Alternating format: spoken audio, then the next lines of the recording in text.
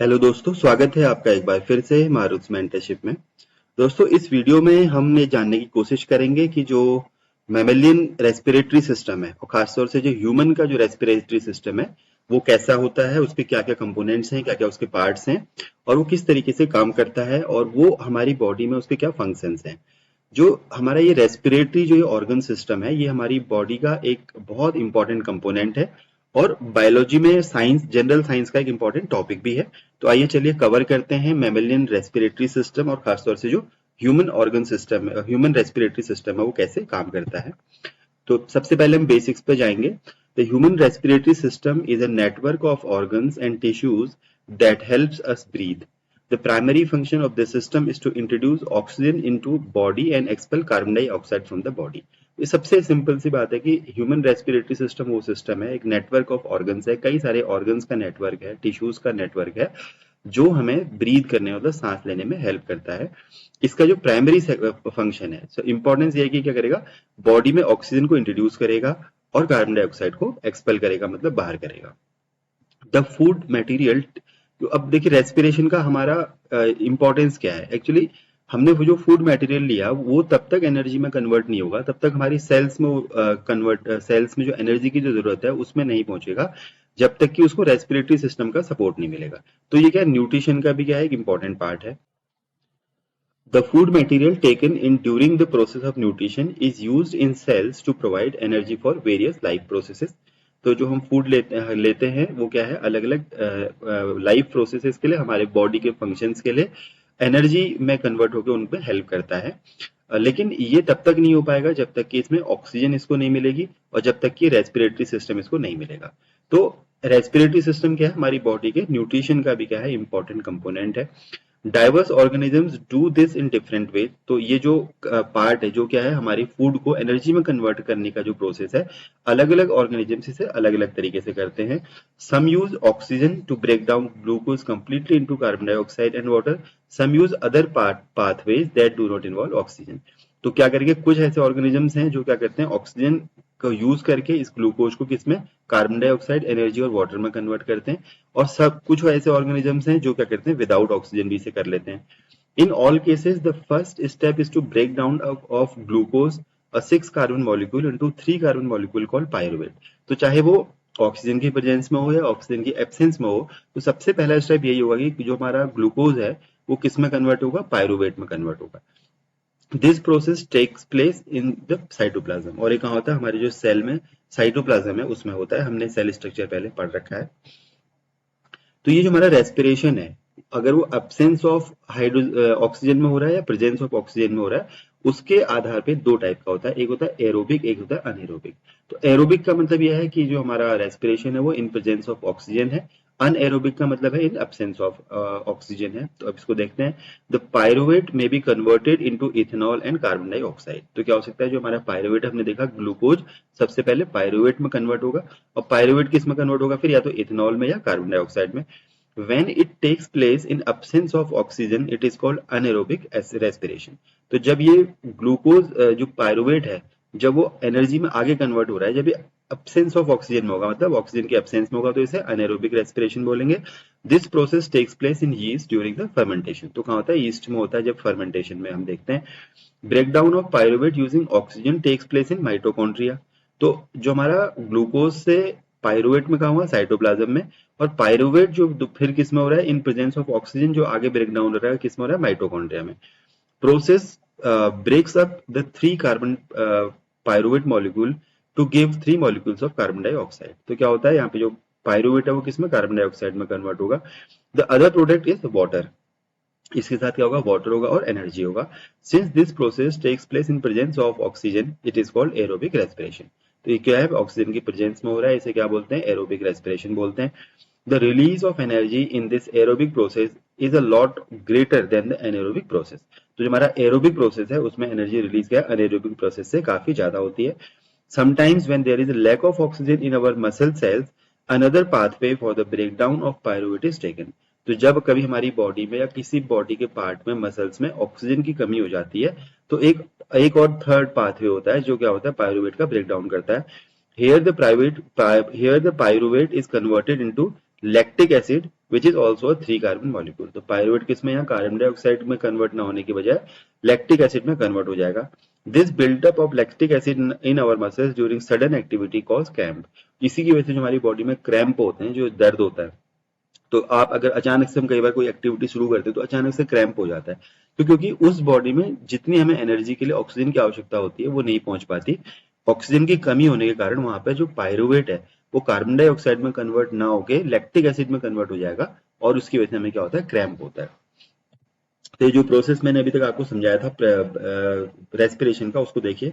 हम क्या है, जो फूड हमारा है वो ग्लूकोज की फॉर्म में कन्वर्ट हो जाता है, 6 कार्बन मॉलिक्यूल कहाँ पर, इन साइटोप्लाज्म क्या होगा, ग्लूकोज पायरुवेट में कन्वर्ट हो जाएगा। पायरुवेट ये देखिए 6 कार्बन मॉलिक्यूल है, ये 3 कार्बन मॉलिक्यूल है, और प्लस क्या एनर्जी का रिलीज होगा। अब ये पायरुवेट यहाँ से 3 प्रोसेस इसमें होंगे। जो हमारा इन एब्सेंस ऑफ ऑक्सीजन, मतलब अनएरोबिक रेस्पिरेशन में क्या होगा, ये इथेनॉल में कन्वर्ट होगा, कार्बन डाइऑक्साइड में और एनर्जी में। तो एनर्जी तो हमें चाहिए, और साथ में इथेनॉल क्या है, 2 कार्बन मॉलिक्यूल है, और कार्बन डाइऑक्साइड और एनर्जी में कन्वर्ट होगा। ये कहाँ पे होता है, ईस्ट में होता है। दूसरा हमारा जो एरोबिक है, प्रेजेंस ऑफ ऑक्सीजन, उसमें क्या होता है, माइटोकॉन्ड्रिया में होगा, ये कार्बन डाइऑक्साइड, वाटर और एनर्जी में कन्वर्ट होगा। तीसरा जो हमारा, मैंने आपको लास्ट में बताया था कि जहाँ पे लैक ऑफ ऑक्सीजन हो जाता है, जब हमारी बॉडी में क्रैम्प आता है, तो उसमें क्या होगा, लैक्टिक एसिड और एनर्जी में कन्वर्ट होगा। तो एनर्जी हमें जो बेसिक चाहिए वो तीनों में ही निकल रही है, लेकिन तीनों में जो प्रोसेस क्या है वो अलग अलग है। तो ये बहुत इंपॉर्टेंट क्या है, एक डायग्राम मैंने आपको दिखाया है फ्लो चार्ट टाइप का बना के। अब एटीपी क्या होता है, ये जो एनर्जी होती है बेसिकली एटीपी की फॉर्म में रिजर्व हो जाती है। The energy release during cellular respiration is immediately use to synthesise a molecule called ATP. तो ये जो हमने देखा पिछले प्रोसेस में, हमने देखा यहाँ जो एनर्जी निकल रही है, ये क्या है, इमीडिएटली सेल्स में क्या कर लेती है, एक नए मॉलिक्यूल को सिंथेसाइज करती है, बना लेती है, जिसे एटीपी बोला जाता है, which is use to fuel all other activities in the cell. और इस एटीपी से क्या होता है, और ये बेसिकली एक सेल की तरह काम करती है, जो हमारे बैटरी सेल क्या क्या करेगा इस, फिर एटीपी क्या करेगा, और एक्टिविटीज को फ्यूल करेगा बॉडी में। In these processes, ATP is broken down, giving rise to fixed amount of energy, which can drive the endothermic reactions taking place in the cell. फिर क्या होगा, जब हमें इस एनर्जी की हमारी सेल को जरूरत होगी, तो ये एटीपी फिर से ब्रेक डाउन इसका होगा और ये एनर्जी बनाएगा। तो इसमें क्या हो रहा है, एनर्जी से एटीपी बन रहा है, और जब उसका यूज करना है तो एटीपी फिर से एनर्जी रिलीज कर रहा है या कन्वर्ट कर रहा है। अब हम देखते हैं कि जो ह्यूमन रेस्पिरेटरी सिस्टम है वो एक्चुअली काम कैसे करता है। In human being air is taken into body through nostrils. तो हमारी क्या होती है, नॉस्ट्रिल्स होती है, जहां से एयर को क्या किया जाता है, अंदर लिया जाता है। The air passing through the nostrils is filtered by fine hair that line the passage. तो जो नॉस्ट्रिल्स में जो फाइन हेयर होते हैं वो क्या करते हैं, इस एयर को फिल्टर करते हैं। The passage is also lined with mucus which helps in this process. इसी के साथ साथ फिल्टरिंग का जो प्रोसेस है उसे हेयर के अलावा म्यूकस भी क्या करता है, इसको हेल्प करता है। From here the air passes through the throat and into the lungs. कहां से, फिर थ्रोट्स पे और फिर लंग्स में चला जाएगा। Rings of cartilages are present in the throat, these ensure that air passage does not collapse. तो जो हमारा लंग्स, जो हमारा थ्रोट है, उसमें क्या है, रिंग्स ऑफ कार्टिलेजेस है, वो क्या करती हैं, एयर पैसेज को कोलैप्स नहीं करने देती। Within the lungs, the passage divides into smaller and smaller tubes, which finally terminate in a balloon-like structure, which are called alveoli या alveolus। तो क्या है, ये फाइनली जो हमारे लंग्स, ये जो हमारी लंग्स में जाके फिर क्या है, छोटी छोटी ट्यूब्स हैं जो बैलून के शेप में होती हैं, उनमें कन्वर्ट हो जाता है, जिसे एल्वेली बोलते हैं या एल्वेलस बोलते हैं। The alveoli provide a surface where the exchange of gas can take place. तो एक्चुअल में जो हमारा ब्लड जो ऑक्सीजन को टेकअप कर रहा है वो कहां से कर रहा है, एल्वेली से कर रहा है, और वहीं पर वो कार्बन डाइऑक्साइड को भी छोड़ रहा है। The walls of the alveoli contain an extensive network of blood vessels. तो यहाँ पे क्या, कई सारी ब्लड वेसल्स होती हैं इसमें, जो क्या करती है, यहाँ पर ऑक्सीजन को एब्जॉर्ब कर लेती हैं और कार्बन डाइऑक्साइड को छोड़ती हैं। तो ये देखिए, इस डायग्राम में मैंने ये दिखा रखा है किस तरीके का होता है हमारा रेस्पिरेटरी सिस्टम। इसमें सबसे ऊपर देखिए नेसल पैसेज है, जो नोस्ट्रिल्स हैं, और उसके नीचे माउथ कैविटी है, जो कि बेसिकली हमारे इसका पार्ट नहीं है। फिर उसके बाद देखिए फेरिंग्स और लेरिंग्स हैं, यहाँ पर हमारे क्या फेरिंग्स और लेरिंग्स हैं। उसके बाद हमारे ट्रैकी है, फिर इसमें क्या है, रिंग्स ऑफ कार्टिलेजेस हैं। फिर यहाँ पे देखिए लंग्स हैं और रिब्स हैं, यहाँ पे डायफ्राम है, और इधर से देखिए ये जो हमारे दो इसमें क्या है, ब्रोंकी और ब्रोंक्यूलिस हैं, और एल्यूलर सैक कहाँ पे है, हमारे लंग्स के अंदर है, जिसमें क्या हमारी एल्यूली है। तो ये एक बार इस डायग्राम को आप अच्छे से हमें देखना है। फिर से इसको देख लेते हैं। इसमें पहले क्या, नेसल पैसेज है, जहां से बेसिकली एयर एंटर करेगी, फिर यहां से जाएगा, तो सबसे पहले फेरिंग्स और लेरिंग्स होते हैं यहाँ पर। फिर क्या है, ट्रैकी है, फिर रिंग्स ऑफ कार्टिलेजेस यहाँ पे हैं, फिर और आगे जाएंगे तो यहाँ पे हमारी ब्रोंकी है, देखिए दो, एक 1 और 2 ब्रोंकी, और अंदर जाएंगे तो ये फिर किस में कन्वर्ट हो रही है, ब्रोंक्यूलिस में कन्वर्ट हो रही है, और फिर एल्वेलर सेक में हो जा रही है। दूसरा देखिए यहाँ पर हमारे लंग्स हैं, रिब्स हैं और डायफ्राम है। ये सब क्या है, हमारे रेस्पिरेटरी सिस्टम, जो ह्यूमन रेस्पिरेटरी सिस्टम है उसपे क्या है, ये इंपॉर्टेंट पार्ट है। और ये देखिए हमारे एलियोली का किस टाइप का हमारी होती है, जिसमें क्या है, कई सारे ब्लड वेसल्स हैं जो क्या कर रही है, हमारी ऑक्सीजन और कार्बन डाइऑक्साइड के एक्सचेंज में हेल्प करती है। अब हम एक एक इसके कंपोनेंट को पढ़ते हैं। सबसे पहले नोज है। Humans have exterior nostrils which are divided by framework of cartilaginous structure called the septum. This is the structure that separates the right nostril from the left nostril. तो हमारे जो दो nostrils हैं उनके बीच में जो हमारा पार्ट है उसे क्या बोला जाता है, सेप्टम बोला जाता है।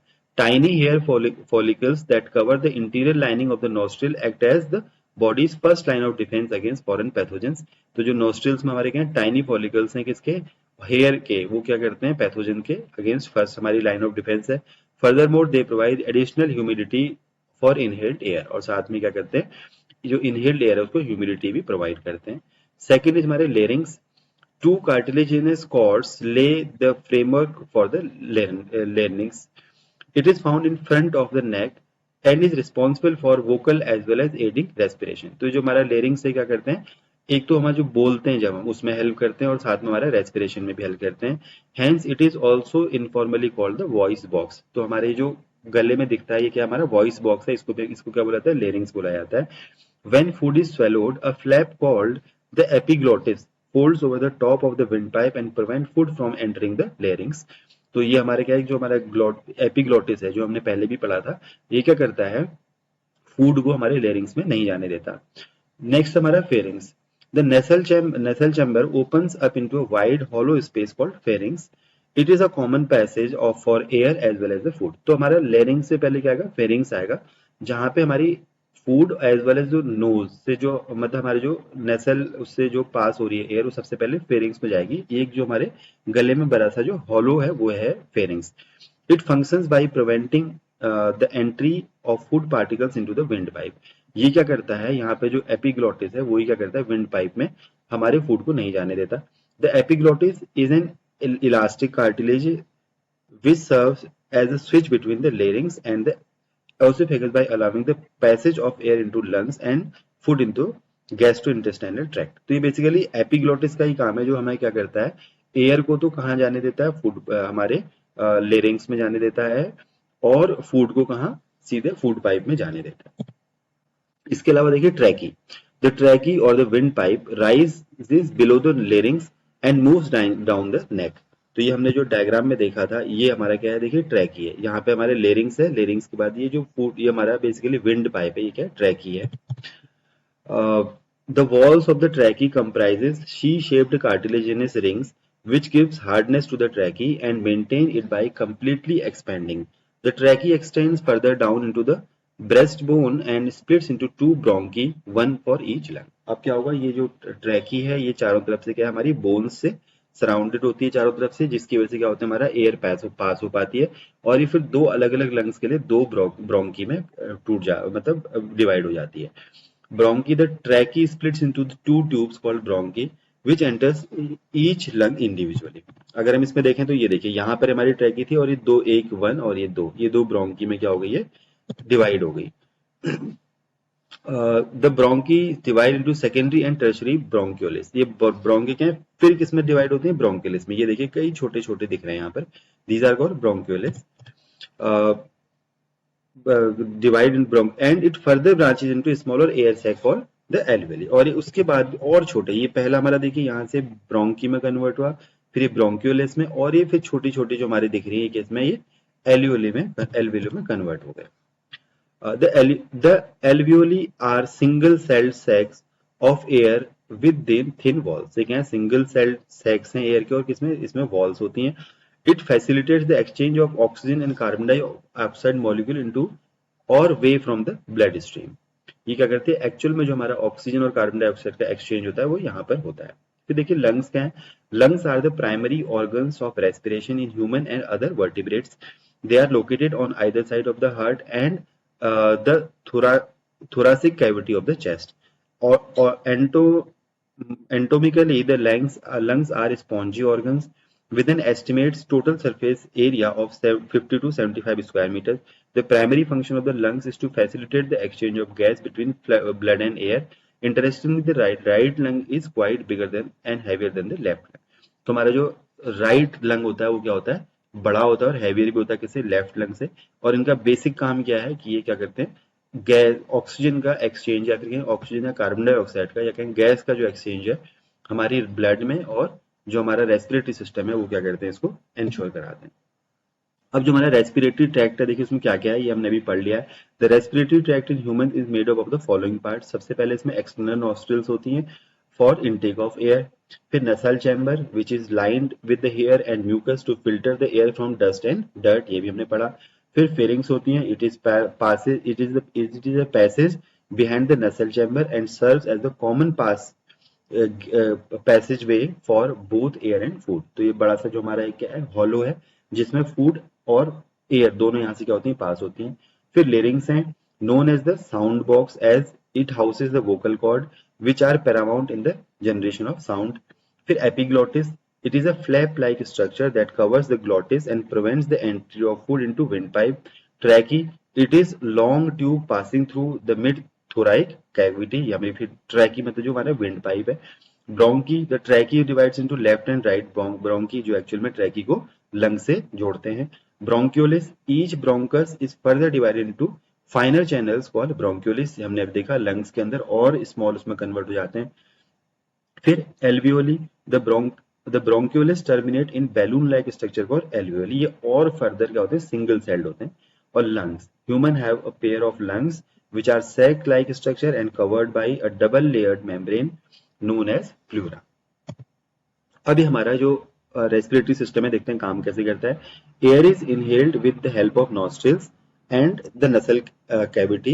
The air is cleansed by the fine hair follicles present within them. The cavity also has a group of blood vessels that warm the air.